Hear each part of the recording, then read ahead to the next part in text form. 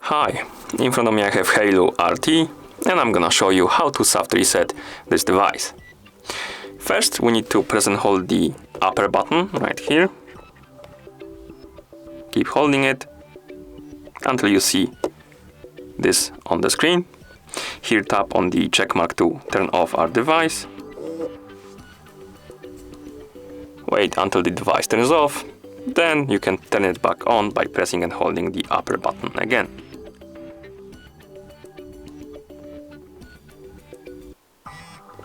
Like this. And that's how you soft reset this device. Thank you for watching. If you found this video helpful, please consider subscribing to our channel and leaving the like on the video.